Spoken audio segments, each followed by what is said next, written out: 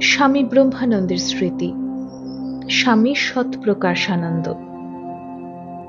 ১৯০৮ সালের ৬ই ফেব্রুয়ারি বৃহস্পতিবার সরস্বতী পূজার দিন আমি শ্রী শ্রী মহারাজের চরণ দর্শন করি।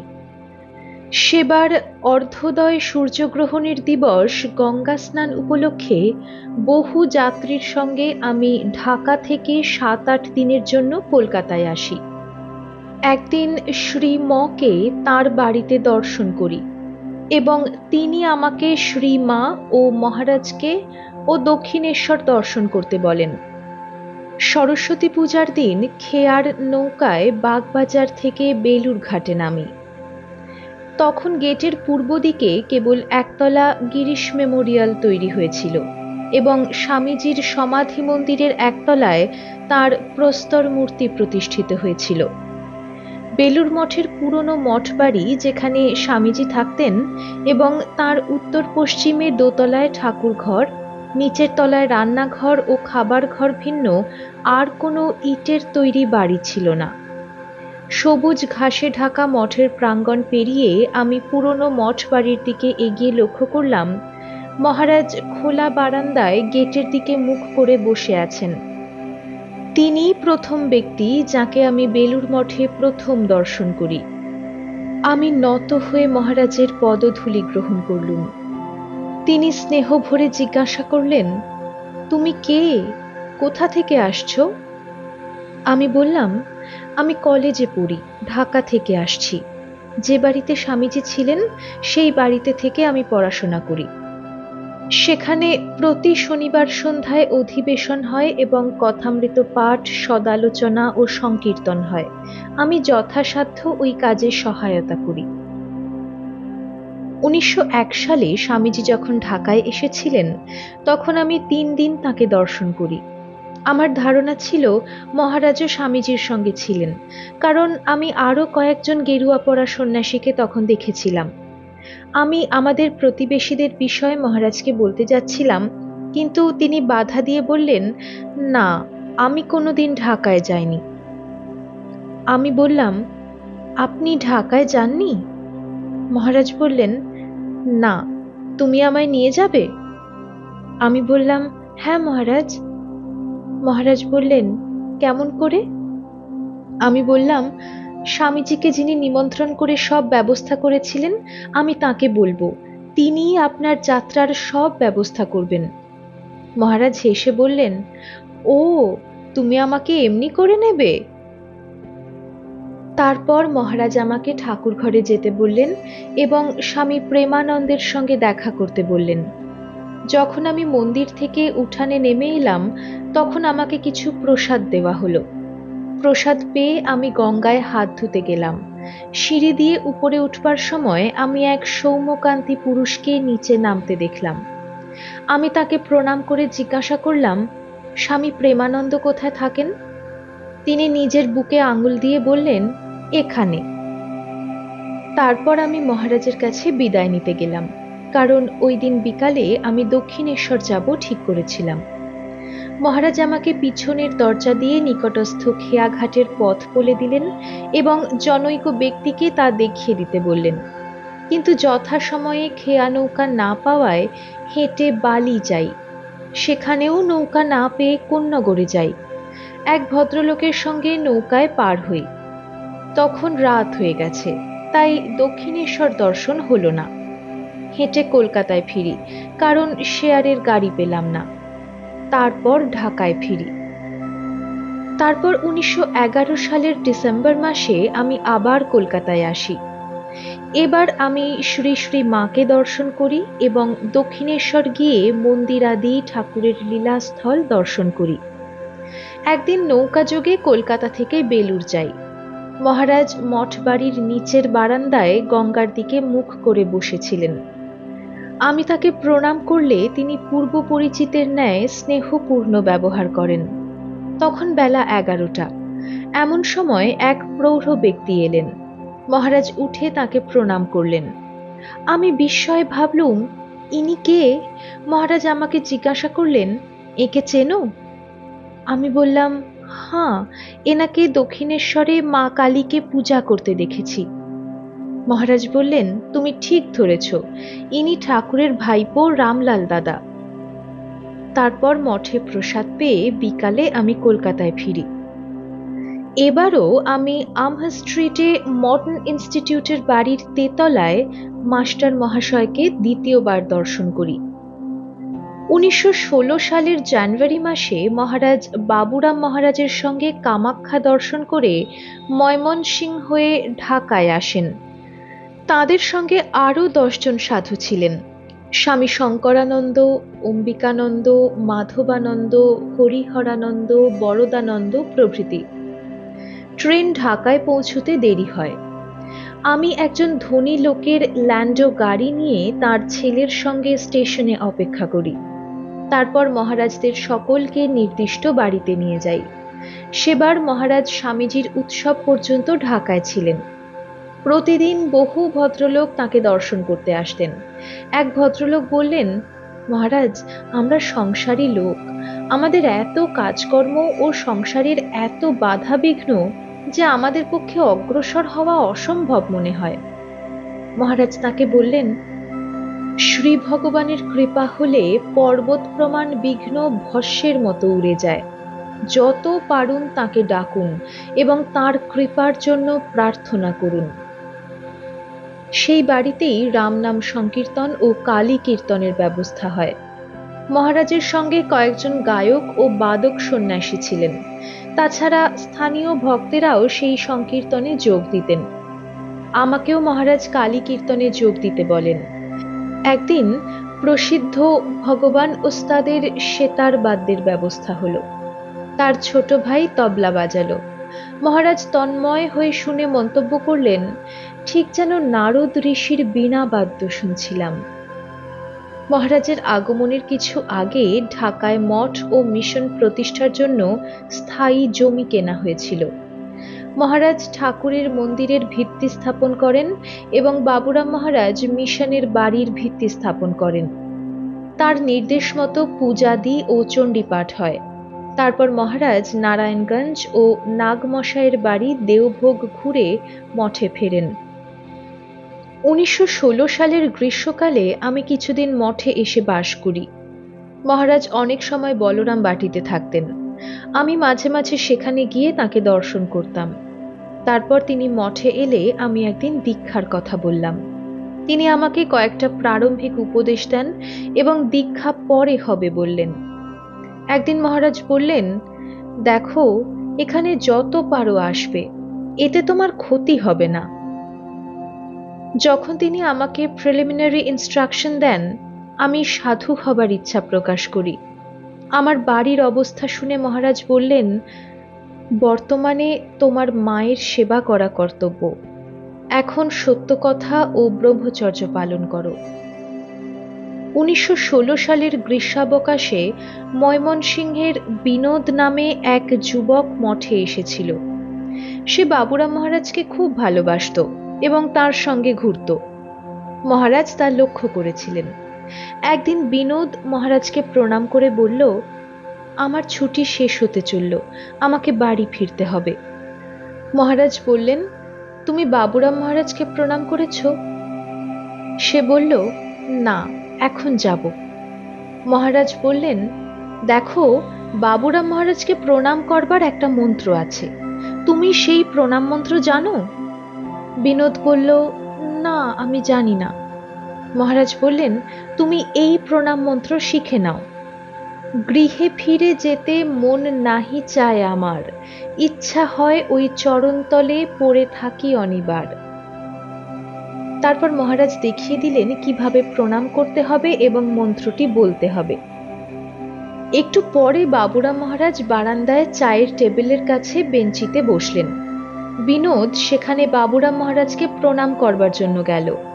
মহারাজ আমাকে বললেন, তুমি যে দেখো ও কি করে। আমি যে দেখি বিনোদ বাবুরাম মহারাজকে ভূমিষ্ঠ হয়ে প্রণাম করে বিড়বিড় করে কি বলছে। বাবুরাম মহারাজ বললেন, কি বলতে চাস বল না। সে আর কিছু বলতে পারল না। তখন আমি হেসে ফেলি। বাবুরাম মহারাজ আমার দিকে তাকিয়ে বললেন, তুমি জানো ও কি বলছে? আমি বললাম, হ্যাঁ জানি। মহারাজ ওকে একটি প্রণাম মন্ত্র শিখিয়ে দিয়েছেন। তখন আমি প্রণাম মন্ত্রটি বলি। তখন বাবুরাম মহারাজ হেসে আকুল, বললেন, মহারাজ ফষ্টি নষ্টি করতে খুবই অভ্যস্ত। সেবারই 5 জন যুবক ভক্ত বাবুরাম মহারাজের অনুমতিক্রমে জয়রামবাটিতে শ্রী শ্রী মায়ের কাছে দীক্ষার জন্য যাচ্ছিলেন। তাদের দেখে আমারও মায়ের কাছে দীক্ষা নেওয়ার ইচ্ছা হলো। বাবুরাম মহারাজও আমাকে অনুমতি দিলেন। আমরা সকলে মহারাজকে প্রণাম করে ও অনুমতি নিয়ে রওনা হলাম। মাঝপথে আমার খুব রক্ত আমাশয় হয়। আমার এক বিশেষ সঙ্গী বন্ধু জয়রামবাটি যেতে নিষেধ করলেন, কারণ তাতে মাকে খুব বিব্রত হতে হবে। বন্ধুর কথায় আমি কলকাতায় ফিরে এক আত্মীয়ের বাড়িতে উঠি। কয়েকদিনের মধ্যে সুস্থ হলাম। তারপর বেলুড় মঠে গিয়ে বাবুরাম মহারাজকে দর্শন করি। তিনি এর মধ্যে আমার সব সংবাদ পেয়েছেন। তিনি আমাকে দেখে বললেন, দীক্ষার সময় না হলে হয় না। তারপর আমি মহারাজকে দর্শন করতে যাই। আমার ভয় ছিল যে মহারাজ হয়তো আমাকে বকবেন। আমাকে দেখা মাত্র মহারাজ বললেন, শ্রেয়াংসি বহু বিঘ্নানি। শুনে আমার ভাবনা দূর হলো এবং প্রাণে একটু শান্তি পেলাম। তখনও আমার মনে দ্বিধা ছিল যে শ্রী শ্রী মা সকলের চেয়ে বড়, তাঁর কাছ থেকে দীক্ষা নেওয়া উচিত।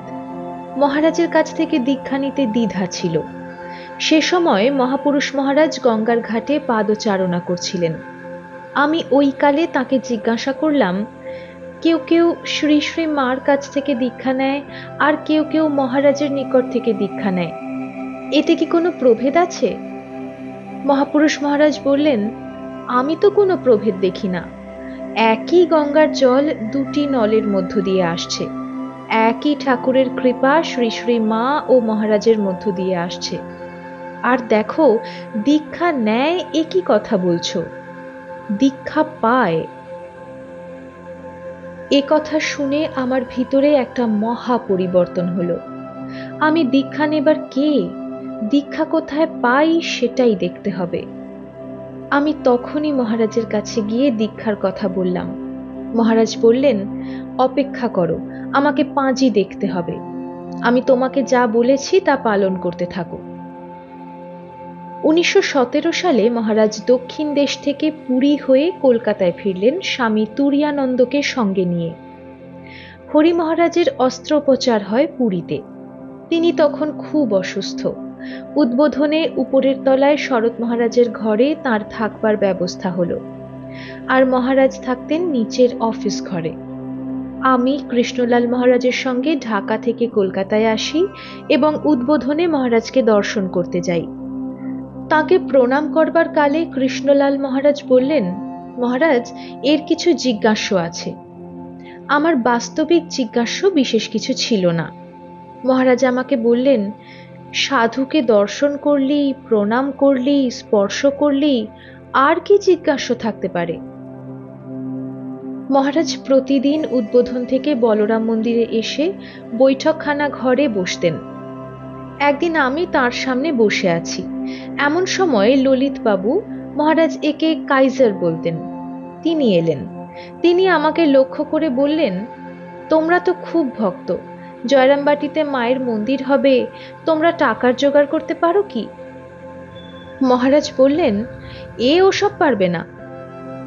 আমি হাঁপ ছেড়ে বাঁচি। ললিতবাবু মহারাজের মনোযোগ ডাইভার্ট করার জন্য মহারাজের পিছনে দেওয়ালের ওপর ঠাকুরের যে পেইন্টিং ছিল সেদিকে লক্ষ্য করে বললেন, মহারাজ, ঠাকুর কি দেখতে এরূপ ছিলেন? তিনি ছবির দিকে দৃষ্টিপাত করে গম্ভীর হয়ে বসে রইলেন। এই অবস্থা দেখে ললিতবাবু ও আমি নির্বাক হয়ে গেলুম। মহারাজের অবস্থা দেখে মনে হলো তার ভিতরের ভাব এত গভীর যা কথায় প্রকাশ করা যায় না। আর একদিন আমি মহারাজকে দর্শন করবার জন্য উদ্বোধনে গেছিলাম। শরৎ মহারাজ হরি মহারাজের শারীরিক অবস্থা সবিস্তারে মহারাজের কাছে জানান। সেই সময়েতে ক্ষীরোদ প্রসাদ বিদ্যাবিনোদ, তিনি মেট্রোপলিটন কলেজের অধ্যক্ষ ছিলেন, স্বলিখিত রামানুজ নাটকের পাণ্ডুলিপি মহারাজের কাছে পড়তেন। মহারাজ মাঝে মাঝে পরিবর্তন ও পরিবর্ধনের উপদেশ দিতেন। একদিন মহারাজ এক ভক্তকে বললেন, আজ বিকালে তোমার মোটর গাড়িতে যদি দক্ষিণেশ্বর নিয়ে যেতে পারো তবে ভালো হয়। এর পূর্বে মহারাজ যখন দক্ষিণ দেশ হতে আসেন তখন একখানি সুন্দর মাদ্রাজি শাড়ি মা ভবতারিণীর জন্য আনেন। উহা তিনি মাকে পরাবার জন্য দক্ষিণেশ্বর পাঠিয়েছিলেন। পরে তিনি সংবাদ পান যে শাড়ি মাকে পরানো হয়েছে। সেজন্যই মহারাজের বিশেষভাবে মাকে দর্শনের ইচ্ছা হয়েছিল। মহারাজ দক্ষিণেশ্বর যাবেন শোনা মাত্র আমি ঠিক করলাম যে ওই সময়ে আমি সেখানে উপস্থিত থাকব। বিকালে মহারাজের মোটর দক্ষিণেশ্বরে পৌঁছানোর আগে আমি পূর্ব দিকের প্রবেশদ্বারের কাছে ভিতরের রাস্তায় দাঁড়িয়েছিলাম। মহারাজ গাড়ি থেকে নেমে আমাকে দেখে বললেন, তুমি কি করে আসলে? আমি বললাম, ফেরি বোটে এসেছি। মহারাজ বললেন, যাবার সময় স্টিমারে যাবে। স্টিমার মঠ থেকে সাধুদের নিয়ে আসছে, তাতে 100 লোক ধরে। তারপর আরো দুখানা মোটর এলো, একখানাতে শরৎ মহারাজ এবং অপরটাতে গঙ্গাধর মহারাজ। কিছুক্ষণ পরে মঠ হতে স্টিমারে সাধুরা আসলেন, সব শুদ্ধ প্রায় 100 জন সমবেত হল। মহারাজের অনুসরণ করে আমরা মা কালীর মন্দিরে গেলাম।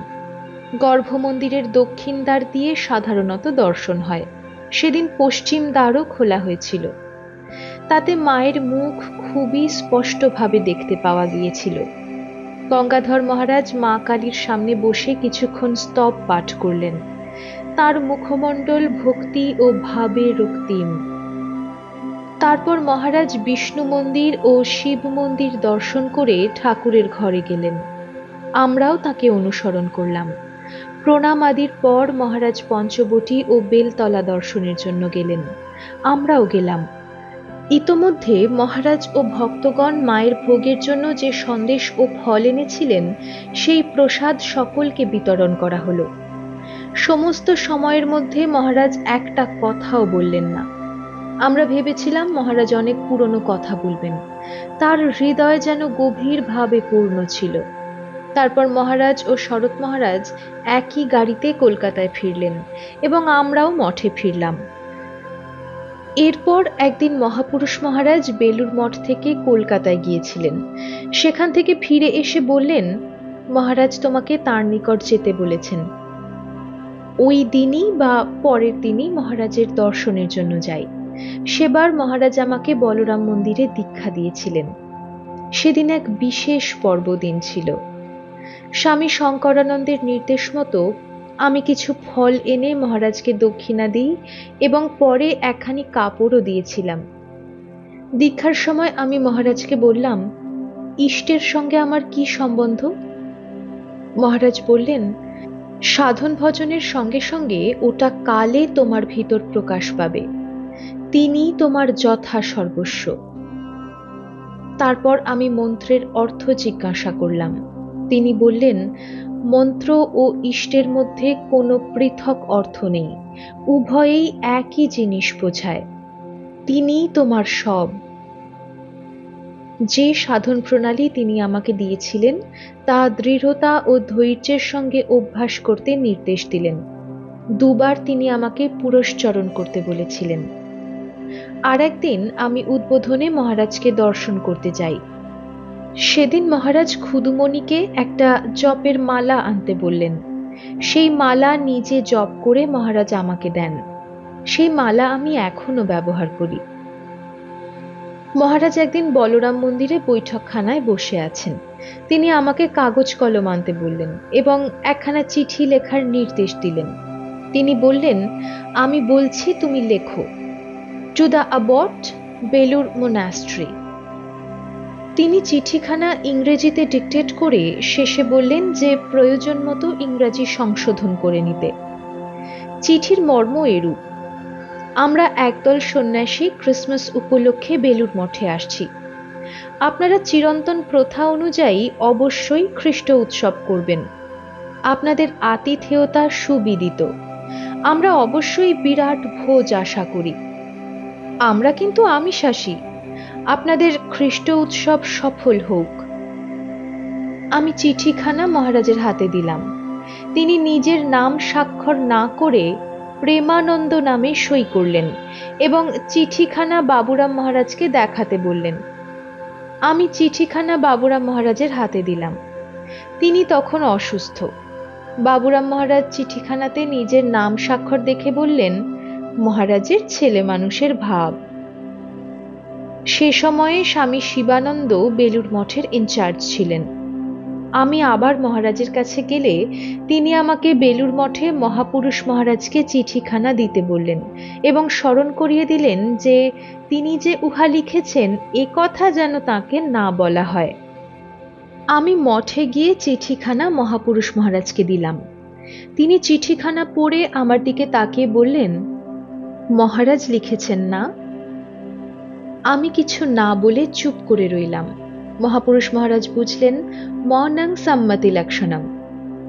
এ বিষয়ে একটা লক্ষ্য করবার বস্তু হলো যে বাবুরাম মহারাজ ও মহাপুরুষ মহারাজ উভয়েই নিরামিষাশী ছিলেন। মহারাজ একবার আমাকে লঘু পুরস্চরণ করবার উপদেশ দেন। প্রতি মাসে অষ্টাহ নিয়মিত পুরস্চরণ করতাম। মহারাজ আমাকে একাহার, নিরামিষ ভোজন ও রাতে দুধ, ফল, মিষ্টি খেতে বলেন। 1 বছর আমি মহারাজের কথা মতো চলি। তারপর আবার ঢাকা থেকে যখন আসি, তিনি আমাকে দীর্ঘ পুরস্চরণ করতে বলেন। সেবারও আমি সপাক হবিষ্যান্ন করেছিলাম। একদিন সকালবেলায় মহারাজ বেলুড় মঠের জমির একপাশে বেড়ার কাছে দাঁড়িয়েছিলেন। কিছু দূরে কয়েকটা গরু ঘাস খাচ্ছিল। এর মধ্যে লক্ষ্মী নামে একটি গরু মহারাজের খুব প্রিয় ছিল। মহারাজকে দেখে গরুটি ছুটে এলো। মহারাজ তাকে আদর করতে লাগলেন। আমি কাছেই ছিলাম। মহারাজ বললেন, এ কলা খেতে খুব ভালোবাসে। কলা নিয়ে আসবো কিনা জানতে চাওয়ায় তিনি বললেন, তাহলে খুব ভালো হয়। আমি তৎক্ষণাৎ ছুটে গিয়ে বাজার থেকে প্রায় 1 ডজন কলা নিয়ে এলাম এবং মহারাজের হাতে দিলাম। তিনি গরুটিকে সমস্ত কলাগুলি খাইয়ে তৃপ্তি লাভ করেন। 1920 সালে আমি আমার এক বন্ধুর সঙ্গে তীর্থ করতে যাই এবং কনখল, হরিদ্বার প্রভৃতি দর্শন করে ক্রিসমাসের সময় কাশীতে আসি।